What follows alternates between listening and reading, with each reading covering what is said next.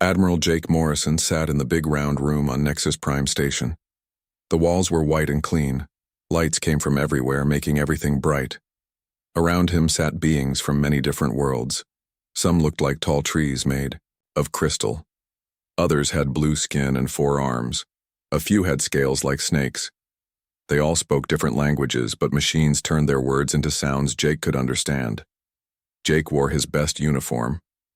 The blue fabric had gold buttons and stripes that showed his rank. Next to him sat Captain Lisa Carter. She had brown hair tied back tight and carried a thick folder full of papers. On Jake's other side was Dr. Tony Richards. Tony was older, with gray hair and lines around his eyes from years of hard work. Today was important. The humans had asked the Galactic Council for mining rights in the Outer Rim. These were areas of space far from the main worlds. The rocks there had metals that ships needed. Earth had found new ways to dig out these metals without hurting the planets. They could get 3 times more metal than other species and leave the ground clean. High Curator Vexitar stood up to speak. He was one of the crystal tree people called Zelani. His body was clear like glass, but with lines of blue light running through it. When he talked, his voice sounded like music played too slow. "The humans ask for too much again," Vexitar said. His words came out through the translation machine as cold and flat. "They think they are better than they really are. Their ways of mining are old and simple. They do not understand the hard work needed for these important areas." Lisa stood up. She opened her folder and pulled out charts covered with numbers and pictures. The charts showed how human miners worked. They showed how much metal humans could get from 1 ton of rock. They showed how human mining left planets healthy while other species left them sick and broken. "Our methods work better than any others," Lisa said. Her voice was steady and strong. "In the last 5 years, human mining operations have produced 300% more resources than the galactic average. We also restore every site we work on. The planets we mine can grow plants and support life after we finish." She held up a picture of a planet called New Montana. 5 years ago, it was a dead rock. Human miners had worked there for 2 years. Now it had green grass and blue lakes. Trees grew where there used to be empty holes in the ground. The other council members looked at the pictures but did not seem to care. A big creature with red scales and yellow eyes made a sound like laughing. This was General Thakmor from the Corvin worlds. He was a fighter, not a thinker. "Humans should stick to easy jobs," General Thakmor said. "Let the real species handle the important work. Humans can carry supplies and fix broken things. That is what they are good for." More council members made sounds of agreement. The Nexari delegate, a thin being with purple skin, nodded his long head. The Vegan representative, who looked like a giant insect, clicked his approval. Jake felt his hands get tight. He had heard these words before. For 50 years, humans had worked hard for the Galactic Council. Human farmers grew food that fed 40 different worlds. Human soldiers kept peace in dangerous areas where other species would not go. Human doctors had saved millions of lives with new treatments. Human engineers built the stations and ships that held the galaxy together. But the Council always treated humans like children. They gave the important jobs to other species. They acted like humans were lucky to be allowed in the same room. Dr. Tony Richards leaned over to Jake. "Same story as always," he said quietly. "They take everything we give them, then tell us we are not good enough for more." The vote started. Each species had 1 vote on the council. There were 50 members total. The Altarians voted yes for humans. They were good friends with Earth. The Centauri also voted yes. They remembered how human doctors had saved their colonies from a terrible disease. Everyone else voted no. The final count was 47 against and 3 for. The mining rights went to a Zelani company instead. The same company that had destroyed 6 planets in the last 10 years with their advanced methods. Jake stood up slowly. The room got quiet. Everyone looked at him. He was not angry. He did not shout. His face was calm like still water. "Earth understands the Council's decision," Jake said. His voice carried to every corner of the room. "We thank you for making your position clear. We will be changing how we work with the Council from now on." He picked up his papers and walked toward the door. Lisa and Tony followed him. Other council members watched them go. Some looked confused. Others looked happy that the humans were leaving. Vextar called out, "Do not be upset, Admiral Morrison. Humans have many good qualities. You should focus on those instead of reaching too high." Jake stopped at the door. He turned around one more time. "We will focus on what serves humanity best," he said. "Thank you for helping us see what that should be." The door closed behind them with a soft sound. In the hallway, Tony shook his head. 50 years of partnership, he said. And they still see us as servants. Not anymore, Jake said. He pulled out his communication device and sent a message back to Earth. The message was short. Council vote failed as expected. Begin Phase 1 immediately. Time to show them what humans are really worth. Lisa looked worried. "Are you sure about this, Admiral? Leaving the council means giving up a lot." Jake smiled for the first time that day. "We are not giving up anything, Captain. We are taking back everything we built. The council will learn the difference soon enough." Behind them, the council continued their meeting. They had no idea that they had just made the biggest mistake in galactic history. The humans were done asking for respect. Now they would show what happened when that respect was not given. 3 months had passed since the mining rights vote. The first signs of change were small, like cracks in a wall that nobody noticed until it was too late. Colonel Danny Hayes walked through the military base on Station 7. This base protected 5 different star systems. Most of the soldiers here were human. They had been here for years, keeping pirates away and stopping wars between angry planets. Danny stopped at the message board. Every day, new transfer requests appeared on it. Today there were 12 more, all from human soldiers asking to go back to Earth colonies or human-controlled space stations. "What reason do they give?" asked Major Kate Sullivan. She was Danny's second in command. Her red hair was cut short like all soldiers, but her green eyes showed worry. "Same as the others," Danny said. He read from one of the papers. Request: transfer to Earth Defense Force. Reason: reassignment to protect human colonial interests. It sounded normal enough, but Danny knew the truth. These were not random requests. Someone on Earth was calling the soldiers home. All of them. Lieutenant Roy Peterson came running up to Danny. Roy was young and always excited about everything. But today he looked confused. "Sir, I just got word from command. They approved all the transfer requests, every single one, and there are no replacement troops coming." Danny nodded slowly. He had expected this. In 2 weeks, Station 7 would lose 60% of its military force. The remaining soldiers were Corvin, Zilani, and a few other species. They were good fighters, but they did not work together like humans did. Far away, on the giant farming station called Harvest Moon, Dr. Amy Foster made her daily rounds. The station was huge, bigger than most cities. It had fields of corn, wheat, and other crops that grew under artificial suns. The food grown here fed 47 different worlds. Amy stopped at her office and opened her computer. New orders had come from Earth Agricultural Command. She read them twice to make sure she understood. "Implement efficiency protocols immediately," the message said. "Reduce non-essential shipments. Focus resources on human colonies and allied species." Amy called her assistant Captain Ben Rodriguez.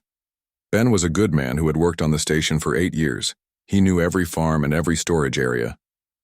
"Ben, we need to change our shipping schedule," Amy said. "Cut deliveries to Council, worlds by 40%. Send the extra food to human colonies instead." Ben looked surprised. "Ma'am, that will cause shortages on at least 20 worlds. The Corvin frontier especially depends on our protein supplements." "I know," Amy said, "but our orders are clear. We must be more efficient with our resources." What Ben did not know was that Amy had received private instructions from Earth. The message was simple. Begin withdrawal of agricultural support for Council worlds. Make it look like normal business decisions. On the trade routes between stars, Captain Steve Walsh commanded the cargo ship Big Sky. His ship was one of hundreds owned by Walsh Shipping Company. Human shipping companies carried most of the goods that moved between different star systems. Steve sat in his captain's chair and looked at the list of job offers on his screen. Usually he would take the long-distance runs. They paid more money and kept his crew busy. But today he deleted all the requests from Council worlds.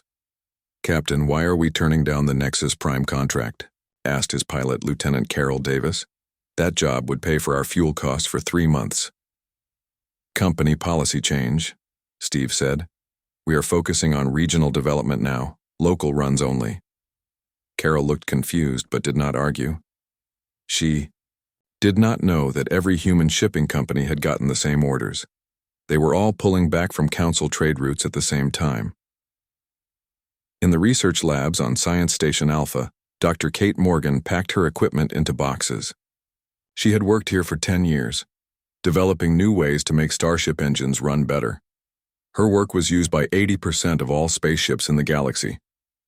Her assistant, Dr. Valdez from the Altarian Federation, watched sadly. Valdez had blue skin and large black eyes. She was very smart and had learned a lot from working with Kate. "Why are you leaving?" Valdez asked. "Your research is so important. The new warp core stabilizer could change everything." "I am taking a sabbatical," Kate said. She used the word that meant a long break from work. "I want to do independent research for a while." But Kate was not taking a break. She was going to a new research station that humans had built in secret. The station was in a system that no one else had claimed. There, human scientists would work on projects that would benefit humanity first. Dr. Valdez did not know that Kate was the 15th human scientist to leave in the past month. Soon the Council would realize that their best researchers were gone. On Earth, Admiral Jake Morrison sat in a war room deep underground. The walls were covered with star maps and communication screens. Officers moved around quickly, carrying reports and giving orders. "Status report," Jake said to Colonel Patricia Hayes. Patricia was in charge of Operation Silent Storm, the secret plan to remove human assets from Council space. "Phase 1 is ahead of schedule," Patricia said. "Military withdrawal is at 65%. Agricultural reduction is at 40%. Shipping pullback is at 50%. Research transfer is at 70%. Jake studied the numbers on his screen. Everything was working perfectly. The Council members thought humans were just being emotional about the mining rights vote. They did not realize that every withdrawal was planned and coordinated. "Any problems?" Jake asked. "The Altarians have noticed some of our movements," Patricia said. "President Valtar sent a private message asking if we need help." Jake smiled.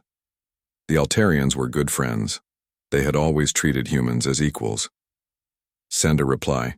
Tell them we are reorganizing our operations. Invite them to discuss mutual cooperation agreements." "Yes, sir." "What about the Council? Any reactions?" Patricia pulled up another screen. High Curator Vextar made a statement yesterday. He said humans are naturally dependent and will return when they realize they cannot survive alone. Jake laughed, but it was not a happy sound. 50 years we have fed them, protected them, and fixed their problems. And they still think we are the dependent ones. Captain Lisa Carter entered the room carrying a folder full of reports. "Admiral, the mining survey teams are ready. We have found 17 systems with valuable resources outside of Council space, all uninhabited." "Good," Jake said. "How long before we can start operations?" 6 months if we use our new extraction methods, the ones the Council called primitive. Jake nodded. The Council had no idea how advanced human mining technology really was.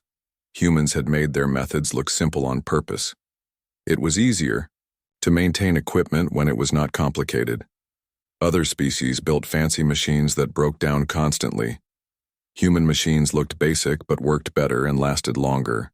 "Begin mining operations as soon as possible," Jake said. "We will show the galaxy what human efficiency really means." In the Council chambers on Nexus Prime, the daily meetings continued as usual. The Council members discussed trade agreements and border disputes. They made plans for new projects and voted on budget allocations. None of them noticed that the human representative, Pete Collins, had stopped giving detailed reports. He used to provide analysis of military threats, economic trends, and scientific developments. Now he just said that Earth forces were repositioning and supply chains were being optimized. The council members were too busy arguing with each other to pay attention. They did not realize that the quiet young man in the corner had stopped helping them understand what was happening in their galaxy. The withdrawal continued, steady and silent. Every day, more humans left their posts and returned to human space.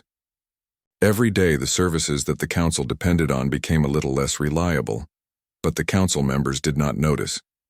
They were too proud to think that losing humans would matter. They were about to learn how wrong they were.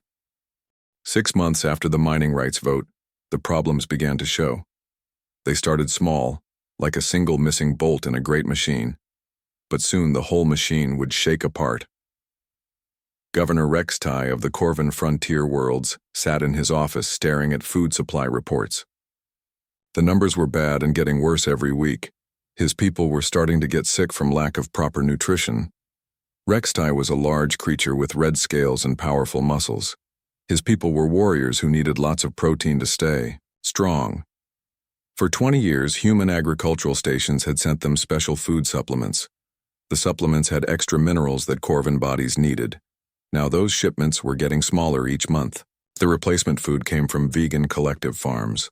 But vegan food was made for plant-eating species. It did not have what Corvins needed to stay healthy. "Sir, we have another protest in the capital city," said his aide, a young Corvin named Tekvar. "The workers are too weak to do their jobs properly. They want to know why the food is so bad now." Rextai growled deep in his throat. "Send another message to the council. Tell them we need human agricultural support restored immediately." "Sir, I already sent 3 messages this week. The council says human shipping companies are just focusing on regional trade now. They say it is a normal business decision." But Rextai was not stupid. He had been a governor for 30 years. He knew the difference between business decisions and coordinated withdrawal. The humans were pulling back on purpose. On the industrial world of Kepler 442b, factory supervisor Yulnex walked through his manufacturing plants. The noise was terrible. Machines were breaking down faster than they could be fixed. Production was down by half compared to 6 months ago. Yulnex was a thin, gray creature with 4 arms and large black eyes. His people, the Nexari, were good at math and planning, but they were not good at fixing mechanical things. "What is wrong with Assembly Line 7? He asked his chief engineer, Polnex. "The stabilization system is failing again," Polnex said. "The human engineers who used to maintain it have all transferred away. The Zelani technicians we hired to replace them say the system is too primitive for them to understand." Yulnex made an angry sound. The human-designed systems looked simple from the outside, but every time the Zelani tried to improve them, everything broke down. The humans had built machines that worked perfectly but were hard to copy or change. "How long will repairs take?" Yulnex asked. "Unknown, sir. The Zelani say they need to rebuild the entire system with their advanced technology. That will take 4 months and cost 10 times more money." Meanwhile, at the Galactic Medical Research Center, Dr. Henry Clark finished packing his personal belongings. He had been the director here for 12 years. Under his leadership, the center had developed treatments that saved millions of lives. Every year, Dr. Valdez, the Altarian scientist who would replace him, watched nervously. She was very smart, but she had never run such a large organization. "The transition will be difficult," Henry said. "Most of our current research projects were started by human scientists. The data is in human databases that will be transferred to Earth." "What about the surgical techniques your team developed?" Valdez asked. "The ones that treat Corvin bone disease and Zelani crystal fractures?" Henry looked sad. "Those techniques require human medical equipment and human-trained surgeons. The equipment is being recalled for use in human colonies. The surgeons are being reassigned to Earth Medical Command." Valdez felt panic rising in her chest. "But thousands of patients depend on those treatments. What will happen to them?" "I have sent requests to Earth Medical Command asking them to continue supporting critical cases," Henry said. "But I cannot promise anything. Earth is focusing on human health needs first now."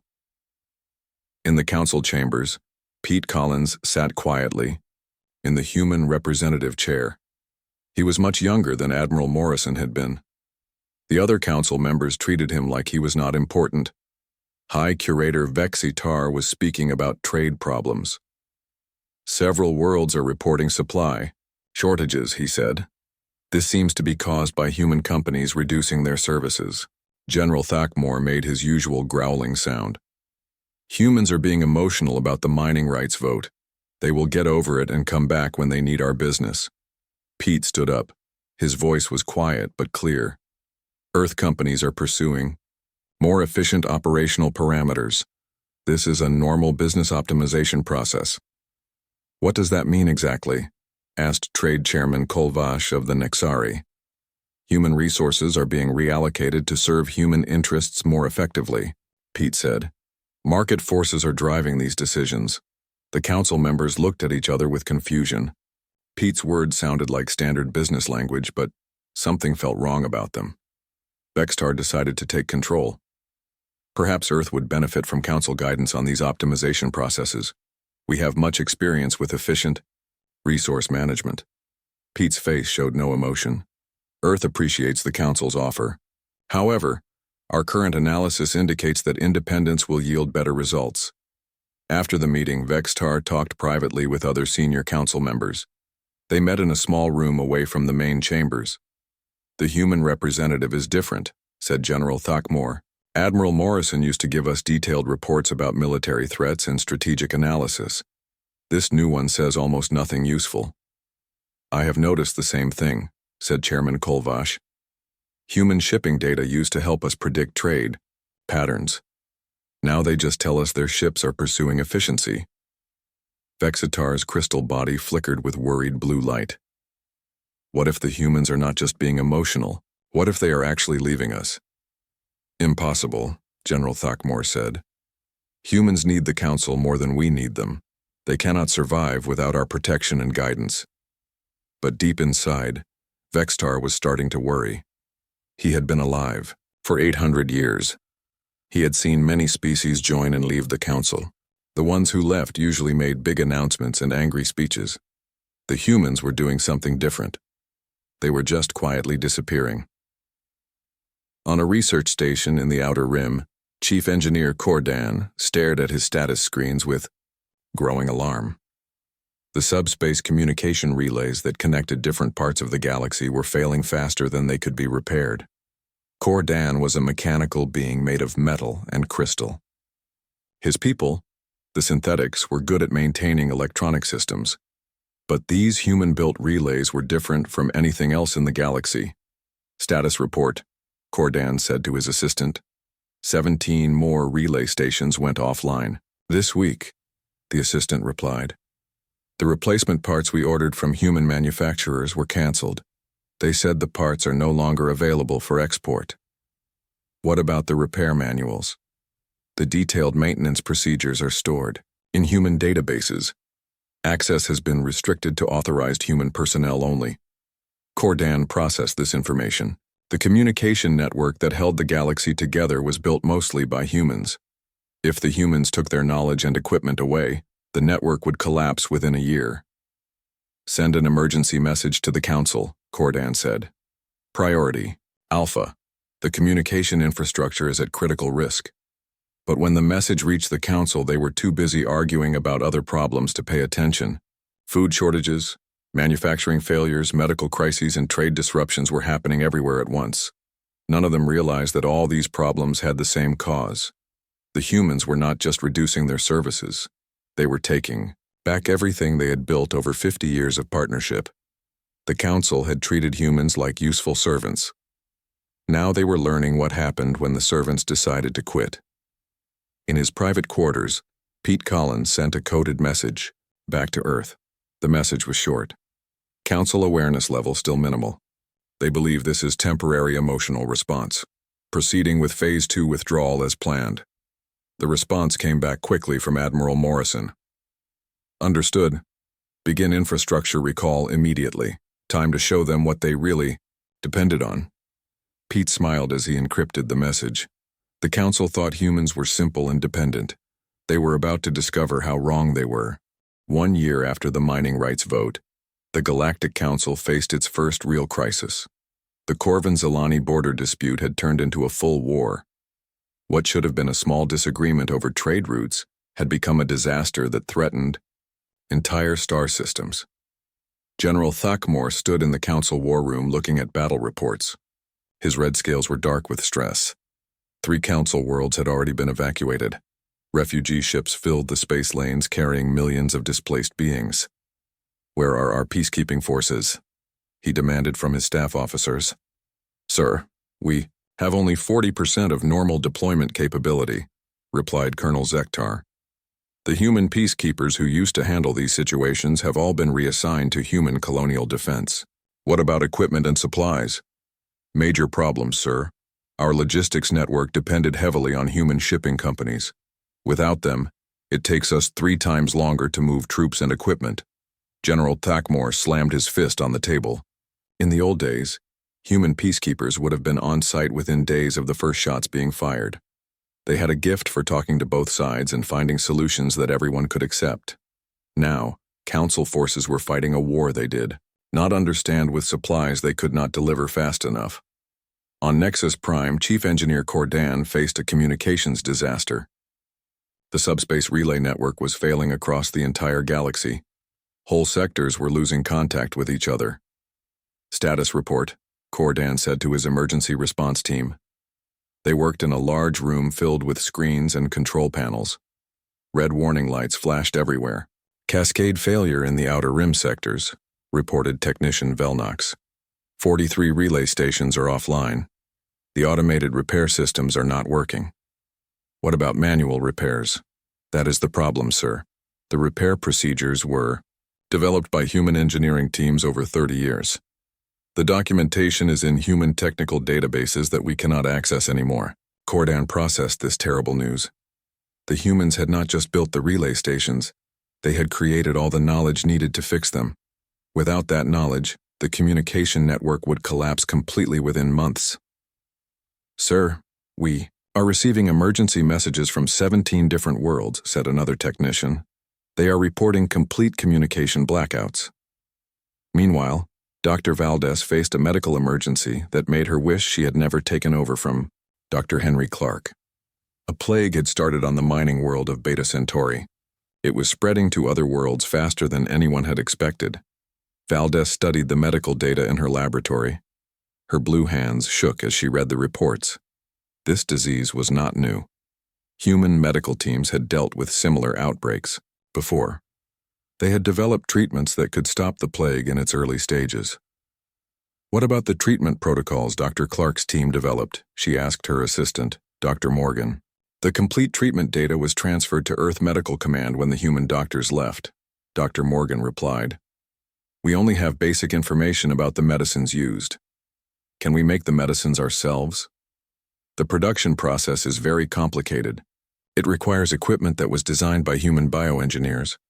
The equipment was recalled to human colonies 6 months ago." Valdez felt sick. Millions of beings were going to die because the treatments they needed were no longer available. She sent desperate messages to Earth Medical Command begging for help. The reply came back cold and official. "Earth medical resources are currently allocated to human population health requirements.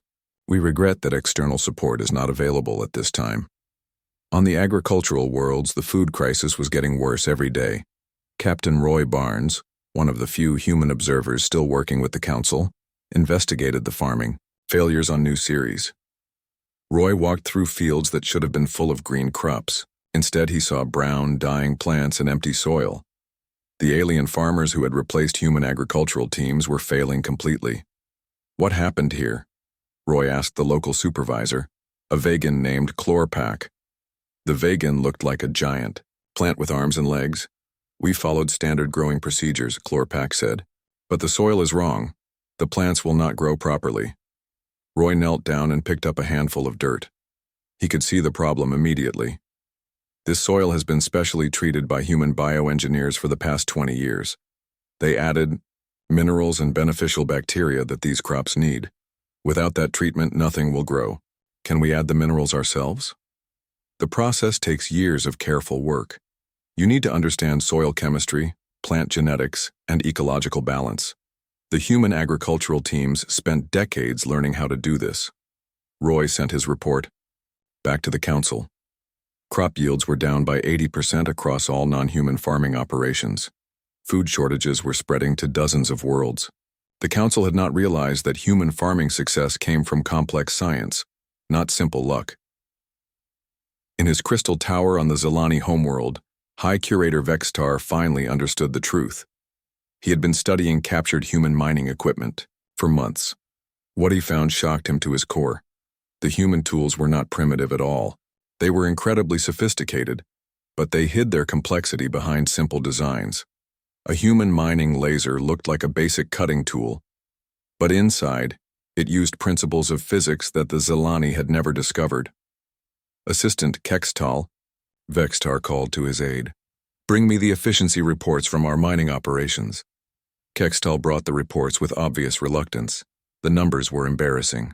Zelani mining operations, using their most advanced technology, produced only 30% as much output as human operations had. Worse, Zelani methods left the planets damaged and unable to support life. How is this possible? Vextar asked himself. Their technology looked so simple. He studied the human equipment more carefully. Slowly, the truth became clear. Human tools were designed for maximum efficiency with minimum resource use. They were built to be easily maintained and repaired. They worked better than Zelani equipment because they were smarter, not more complicated. The humans had not been showing off with fancy technology. They had been solving problems in the most effective way possible. It was genius disguised as simplicity. Emergency council sessions became daily events. The chamber that had once been a place of calm debate was now filled with angry voices and desperate arguments. "The economic damage is catastrophic," reported Trade Chairman Kolvash. "Inter-system trade has dropped by 70%. Without human shipping companies, most goods cannot move between distant worlds." "The military situation is even worse," added General Thakmore. "We cannot respond to conflicts effectively. Our forces are scattered and undersupplied. Medical services are collapsing," said Dr. Valdez. "The plague on Beta Centauri has spread to 8 more worlds. We estimate 50 million deaths in the next 6 months." High Curator Vextar listened to the reports with growing horror. Every system that the council depended on was failing. Transportation, communication, defense, medicine, agriculture, manufacturing. All of them had been supported by human expertise. "What about our message to Earth?" Vexitar asked Pete Collins, the human representative. Pete's face showed no emotion. "Earth leadership has received your requests. They are currently focused on internal development priorities. No external commitments are possible at this time." "We are offering full partnership status," Vextar said desperately. "Mining rights, throughout council space, military command positions, research funding. What more do humans want?" Pete stood up slowly. "Earth appreciates the council's revised offers. However, our analysis indicates that council partnership is no longer aligned with human strategic interests." The chamber fell silent. Every council member stared at Pete with shock. The humans were not just angry about the mining rights vote. They were rejecting the council completely. "What do you mean?" General Thakmore demanded. Pete's answer was calm and final. "Earth has established more beneficial relationships with other species. The Human Colonial Alliance now serves our needs more effectively than council membership ever did." For the first time, the council members realized what had happened. The humans had not just left the council, they had built something better to replace it. While the council was busy treating humans as servants, humans were creating their own galactic civilization. Vextar's crystal body flickered with pale, sick light. "How long have you been planning this?" "Earth began contingency planning after the first council rejection of human proposals 30 years ago," Pete replied. "The recent mining rights decision simply accelerated our timeline." The truth hit the council like a physical blow. The humans had been preparing for this moment for decades. They had built their own colonies, their own alliances, their own technology. They did not need the council anymore. As Pete walked out of the chamber, Vextar called after him desperately. "Wait, we can negotiate. We can find a solution." Pete stopped at the door and turned back one last time. "The time for negotiation was 50 years ago," he said. "The council chose to see humans as inferior. That choice has consequences." The door closed behind him, leaving the council alone with the ruins of their civilization. 18 months after the mining rights vote, the Galactic Council was dying. The great chamber on Nexus Prime that had once hosted representatives from 50 different species now held only 30. 20 worlds had withdrawn from the council to join regional alliances or declare independence. High Curator Vextar stood before the emergency assembly. His crystal body, once bright with confidence, was now dim and cracked with stress. Around him sat the remaining council members, but they looked more like survivors than leaders. "Fellow beings," Vextar began, his voice heavy with defeat. "We face the complete collapse of our civilization. Trade has stopped. Communication networks are failing. Medical systems have broken down. Our military cannot maintain order." General Thakmor, his red scales now faded to pink, added his grim report. 17 border conflicts are active across council space. We cannot deploy sufficient forces to any of them. Refugee populations exceed 50 million beings. The numbers were terrible, but everyone in the room already knew them. What they were really here to discuss was the solution that none of them wanted to admit. "There is only one species that can help us," Vextar continued. "The same species we dismissed. As primitive and dependent, we must ask the humans to return." The silence that followed was painful. Every council member remembered the years of treating humans as junior partners.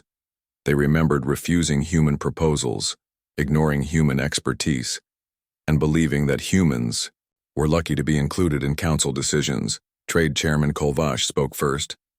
"I have prepared a formal apology for past misunderstandings. We can offer humans full voting rights, territorial concessions, and priority status on all future projects." "That may not be enough," said Dr. Valdez. She had replaced the human medical director 18 months ago and had watched the galactic health system collapse under her leadership. "My contacts in human space tell me they have built something new. The Human Colonial Alliance includes 47 worlds now." 47 worlds? General Thakmor could not hide his shock. "How did they expand so quickly?" "They formed partnerships with species we ignored," Dr. Valdez explained. "The Altarians joined them completely. So did 12 smaller species. From the Outer Rim, they built a civilization based on cooperation instead of hierarchy." Ambassador Tina Lewis entered the council chamber with quiet confidence. She wore a simple blue uniform without the elaborate decorations that council members preferred. Behind her walked Admiral Jake Morrison, the man who had been dismissed from these chambers 18 months ago. The contrast was shocking. Tina and Jake looked healthy, calm, and successful. The council members looked desperate and broken. Vexitar rose from his chair. "Ambassador Lewis, Admiral Morrison, thank you for agreeing to meet with us. The council wishes to formally apologize for past errors in judgment." Tina nodded politely but showed no emotion. "The Human Colonial Alliance appreciates the council's revised position. We are prepared to offer humans full partnership in council governance," Vextar continued. "Complete mining rights throughout council space, military command authority, research facility access, whatever terms you require." Jake stepped forward. His voice was calm but firm. "High Curator, the council's offers are generous. However, they address problems that no longer exist." "What do you mean?" asked General Thakmor. 18 months ago, humans needed council resources and territory," Jake explained. "Today, the Human Colonial Alliance controls more territory than the council. Our technology is more advanced. Our economy is more stable. Our people are healthier and safer." Tina pulled out a small device and projected a holographic star map into the center of the chamber. The map showed human territory in blue, Council space in red and neutral zones in green. The blue areas were much larger than the red ones. The Alliance includes 47 worlds, Tina said. We have trade agreements with 15 independent species. Our agricultural output feeds 80 million beings. Our medical facilities serve 30 different species. Our ships carry cargo throughout 4 galactic sectors. The Council members stared at the map in disbelief. While they had been struggling with collapse, humans had built a thriving galactic civilization. How? Whispered Vextar. Cooperation, Jake replied simply. We treated our partners as equals. We shared technology instead of hoarding it. We solved problems together instead of competing for dominance. Chairman Kolvash leaned forward desperately. But surely humans need council trade networks, our established commercial relationships? Your trade networks failed when human shipping companies withdrew, Jake pointed out. Our trade networks work because they were built on mutual benefit, not forced dependence. Dr. Valdez tried a different approach. What about scientific research? The Council has the largest research budget in the galaxy. Had, Tina corrected. Council research funding dropped by 90% when your economy collapsed. Alliance research facilities are more advanced and better funded. General Thackmore made one last attempt. Military cooperation, then. Council space is under attack. Surely humans understand the value of collective defense. Jake's expression softened slightly. We do understand. The Alliance maintains peacekeeping forces that protect our member worlds very effectively. But Council space chose to reject human peacekeepers. You said we were not sophisticated enough for important military operations. The reminder hit like a physical blow. Every Council member remembered those words. They had been so certain that humans were inferior. They had been so wrong. Vexitar's crystal body flickered with desperate light. Please, we understand our mistakes now. Billions of beings are suffering because of our arrogance. Surely humans have compassion for innocent populations. For the first time, Tina's expression showed some emotion. Alliance humanitarian aid is already being provided to refugee populations throughout this sector. We do not abandon beings in need, regardless of their government's past decisions. Then you will help us rebuild? Vextar asked hopefully. We will help refugees and provide emergency aid, Jake said carefully. But rebuilding Council civilization is not our responsibility. The Council made choices that led to this situation. Those choices have consequences. Admiral Morrison pulled out his own device and showed a different holographic display. This one showed industrial output, agricultural production, technological development, and quality of life measurements. The Alliance territories showed green bars indicating success. Council territories showed red bars indicating failure or collapse. The Council operated on a model of dominance and hierarchy, Jake explained. Species were ranked by perceived importance. Resources flowed upward to the superior species.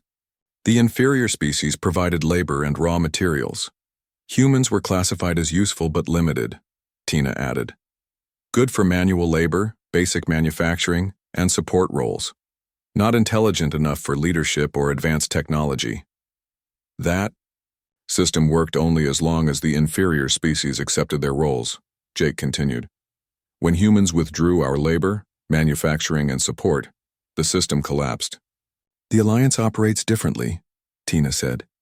Each member species contributes what they do best. All members share in the benefits. No one is considered superior or inferior.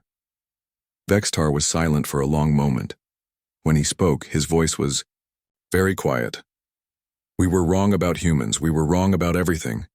Understanding is never too late, Jake said gently. But trust, once broken, takes time to rebuild. The Council spent 50 years treating humans as servants. That created deep wounds. What would it take for humans to consider rejoining Council? Space?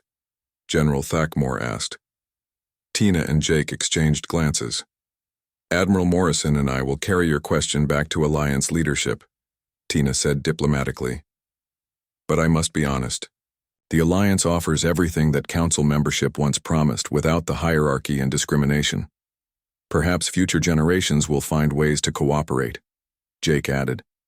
But the current leadership on both sides carries too much history. As the meeting ended, Vextar made one final plea. At least tell us how humans developed such advanced technology while appearing so simple. Jake smiled sadly. We never appeared simple to anyone who looked carefully. Human tools were designed for efficiency and reliability, not impressive appearance. Human methods prioritized results over complexity. The council preferred technology. That looked advanced, Tina added. You valued impressive displays over practical solutions. That is why your methods never worked as well as ours. They began to leave, but Vextar called out one last time. Is there no hope for reconciliation? Jake stopped and turned back. There is always hope, but hope requires change. The council would need to abandon hierarchy, embrace cooperation, and treat all species as equals. That is a revolution, not a reform. And even then, Tina added, humans have found something better. The alliance works. Council membership never did. Not really. Why would we choose the inferior option? As they walked away, their footsteps echoed in the nearly empty chamber. The council members sat in silence, finally understanding the magnitude of their loss.